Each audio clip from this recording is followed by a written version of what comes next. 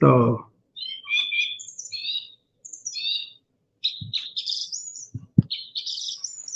okay.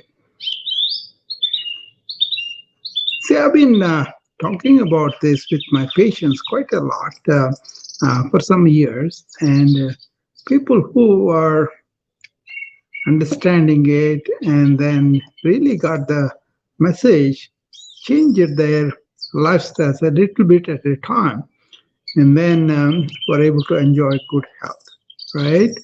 So I thought I'll bring that perspective to my friends on the net and see how they uh, are want to uh, get the benefit of this perspective, right?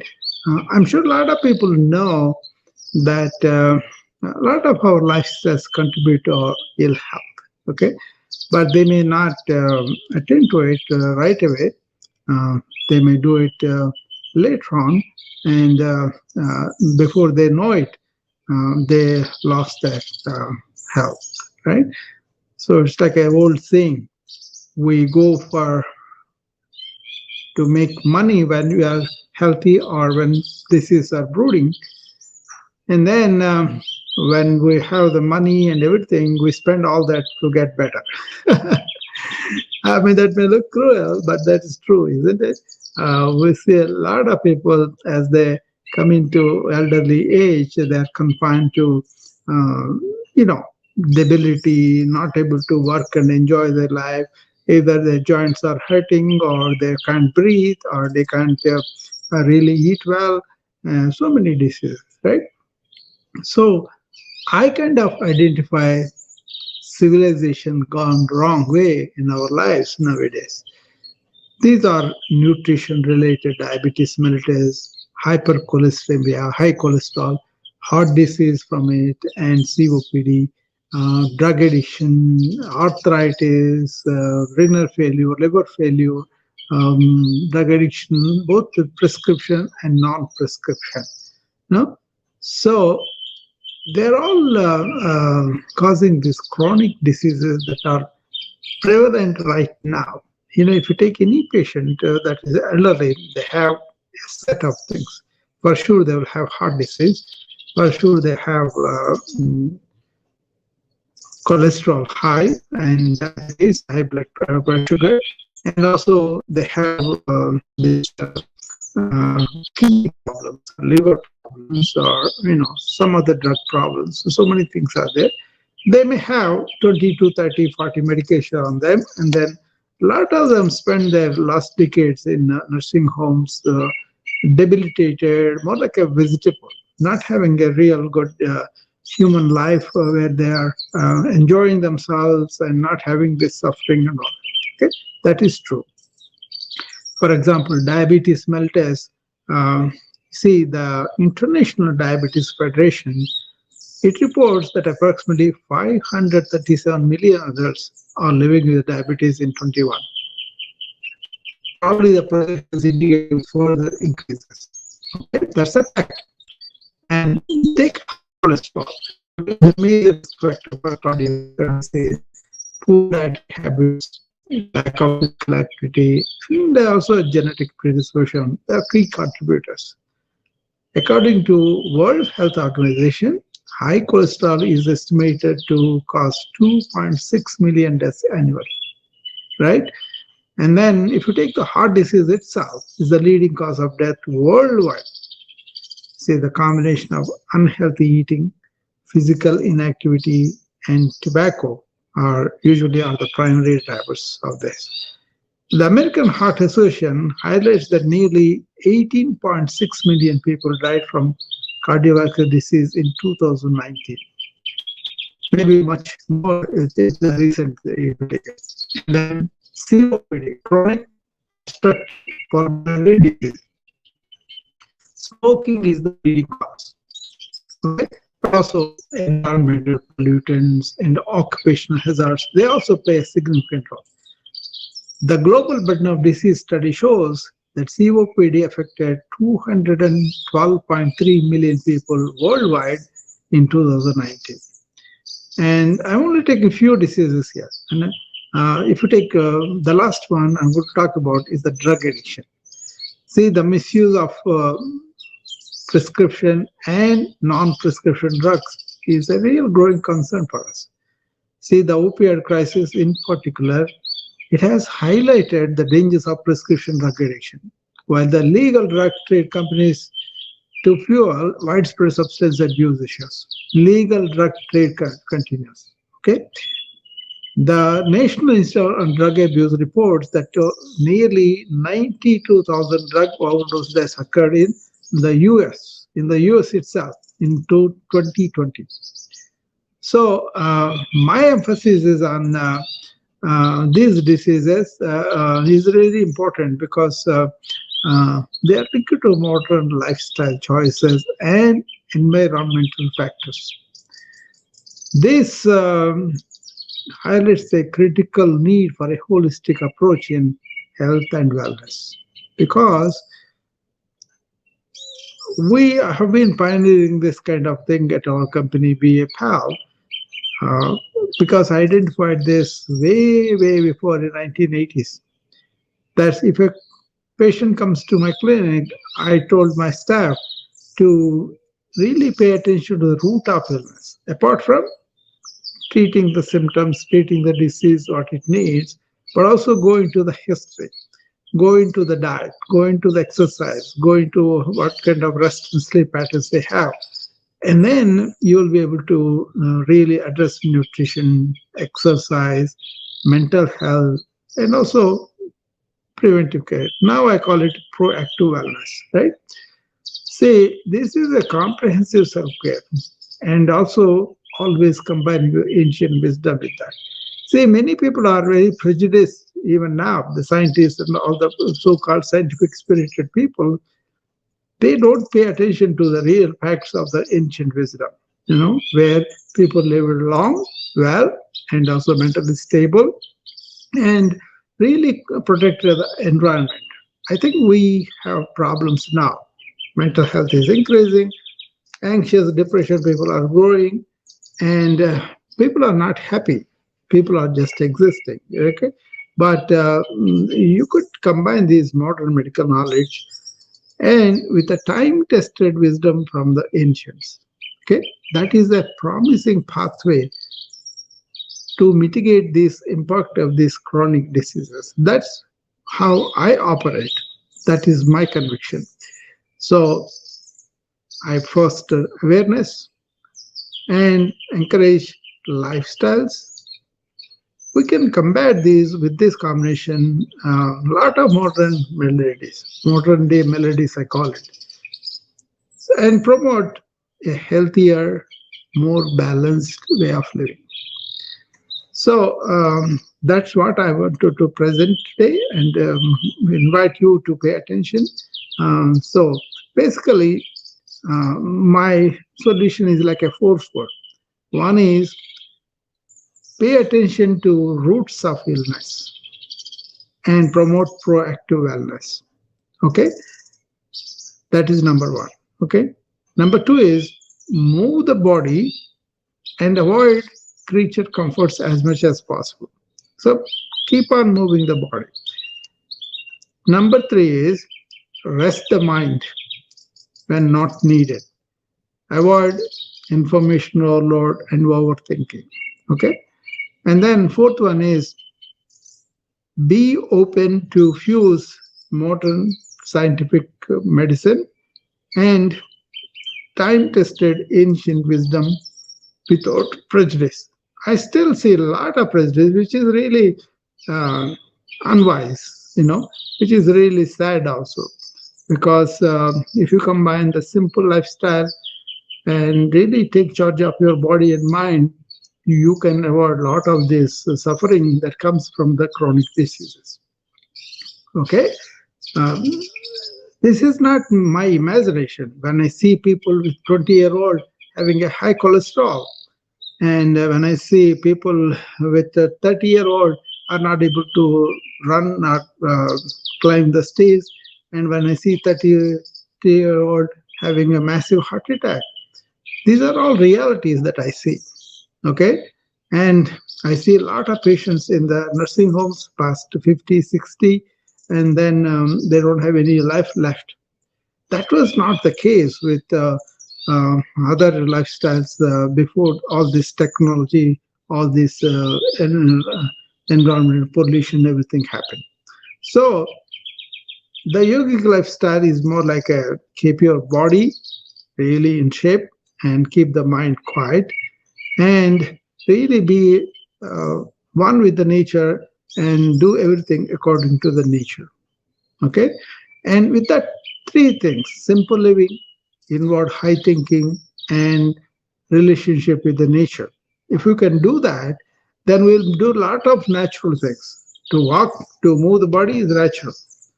To keep the mind quiet when it is not needed is natural. To sleep well is natural on time. Not to be dependent on the external things too much is natural. Okay. So all these natural things we can do. You know, this is something I'm going to present more in my room in the morning. Start the day with the Rao for proactive wellness. So that is going to be a good medium for me to express my viewpoints, my perspectives, and my concerns about people's suffering and people are dying early and all those things. And also problems of obesity, problems of neurosis, problems of anxiety, problems of depression, suicide, problems of not able to learn, problems of kids getting their life shortened by their habits of drug addiction and all that. There are so many things we can cover under this heading. Okay, but basically these are the four principles I'm going to expand on. And if you have any questions, you can come up and ask me. That's one thing I would like to see more people coming and talking to me on this app. Kind of disappointing because are you not interested in these issues? Are you not able to um, present them, or how do you live? Do you examine yourself?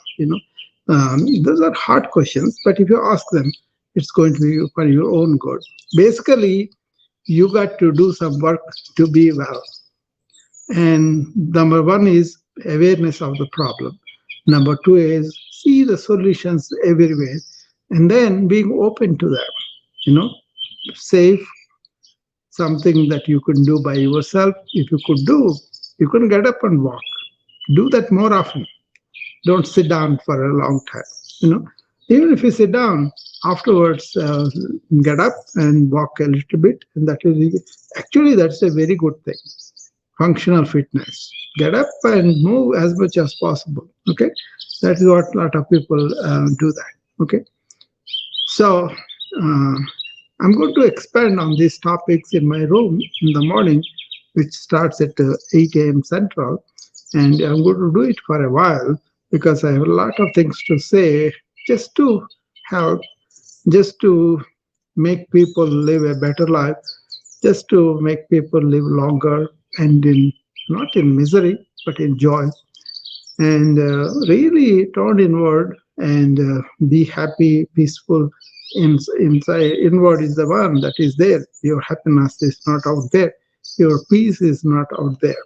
How you deal with your mind, with your conclusions, with your lifestyles, that's what you want to examine, and not to feel more like a somebody doing something wrong, but more like a misinformed. Suppose you are used to smoking. Maybe you are very young when you tried it just as an experiment, and then they were forced by the peers, and then you get used to it, and then you kind of rely on it as a crutch.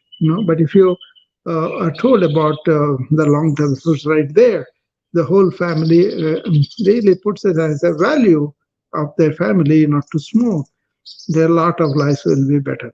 But I know these are not big deals, but actually, but any responsible physician should help to prevent illness, to treat the roots, and then not to allow people to get into these chronic diseases unchecked. That's not our modern times.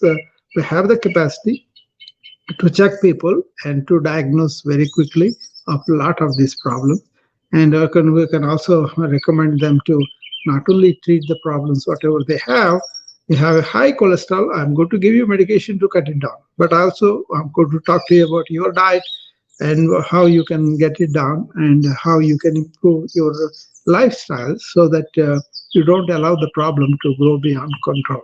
Okay, that's the philosophy. So it's a fusion of modern medicine and ancient wisdom. Okay, I'm a physician of internal medicine, but I'm also a master in biomedical informatics, but I'm also a yoga and Ayurveda and Chinese medicine and Tao and Brahman, all those things I study, I use it for myself. 69-year-old, no medications, lot of energy, lot of new creative things I'm doing. All these new technologies I'm learning to make use to write books, write courses, make videos so that people can use them. So I come on social media, also try to contribute to this. But these are major perspectives I'm presenting. So you will be well off if you just look at yourself, your own lifestyles, and see whether you have chronic diseases or whether you are fighting them with the medications and all that, but you are not doing anything about changing the roots of these illnesses. Again, our civilization has grown, technology has grown, but we have gone down inwardly and outwardly because we don't pay attention to these things. Okay, don't be occupied with only doing stuff. Understand what is yourself and attend to that with a comprehensive self-care, and you'll have a good life to lead to. That's my perspective. That's what I'm working on. How can I improve wellness of my fellow human beings? Very simple mission. And all my efforts and everything are directed towards that. Okay, so that's what I want to present here today. It's about diseases of civilization, prevalence of chronic diseases all over the world, and how we can adopt lifestyles that are natural and that can help us to cut down some of this suffering. Okay. At this stage, I'll stop for anybody wants to come up, and if you want to come up with any question or any experience of yours or your solution to the prevalent chronic diseases, and you can come up and talk to me about it. Otherwise, I'll be closing in a few minutes. But this is a series I will be discussing in my room also, and people can draw from that. And I would like to have a dialogue on this. I would like to see what people are really thinking about this kind of perspective. And don't have to feel guilty if you are having a lifestyle that was you adapted without really knowing the consequences. But then there are a lot of things involved, pressure involved, like social norms are involved, and money, political, all those things are there. But collectively, you want to have a very nice human being that can work well with joy and enjoy his life and relations. Okay, that's what I'm always aiming for. I am for the holistic wellness, not only healthy in your body, in your mind, and you can also contribute to the society in a healthy way. Okay, those are my goals. Okay, see, when you take diabetes, for example, if you talk to any doctor, usually we advise you to go to the nutritionist and to walk and then to take medications and insulin. My style involves, I may advise them in the beginning all the medications and the testing and all that, but then I'm going to study what is your way of eating. Where do you get your food from? What kind of way you cook, you make your food? How do you eat? And how do you dispose of the waste and all that? Okay. Okay. I have a guest, Melissa. Welcome, Melissa. Hi, Melissa. Hey, Dr. Rao. I'm sorry, I joined by mistake, but I will say that you are a very wise man, and I just want to give you some feedback from last night. You gave me some advice, and it worked really, really well. So I kind of did like a brain dump before I went to sleep, and then I was listening to you also this morning, trying to do the yoga and the stretches with you. So I apologize for joining by mistake. But thank you for your wise words and for helping me along this path that I'm on. I'm glad, Melissa, you sent me the question. This is what I was asking people to come and learn and participate, and then you can teach me too if you have stuff that I can learn from. That's the open mind I have all the time. So I come to everybody's rooms and talk too. I'm going to touch a couple of things for the good sleep too, and you may pick up on that as we go into the room every day. There are two things in the yoga. One is about assuming a dead man's posture for the progressive muscle relaxation. And another one is yoga nidra, where you vacate your mind. I'll go through with that, and then you'll pick it up. And then if you use that as a lifestyle change, no matter what you do during the day, whether you have not worked too hard physically, you don't have sleep, or you have too many things going on in your mind, all those things be taken off, and then you have a preparation thing for the sleep, and you sleep certain way, and when you get up, certain things you will do. Progressively, in a few weeks, you will see I can sleep very well, so that when I get up in the morning, I have a lot of energy. That shows you have regenerated your body and your mind. That is a natural cycle. We call it diurnal cycle. That's like at 12 hours we change, right?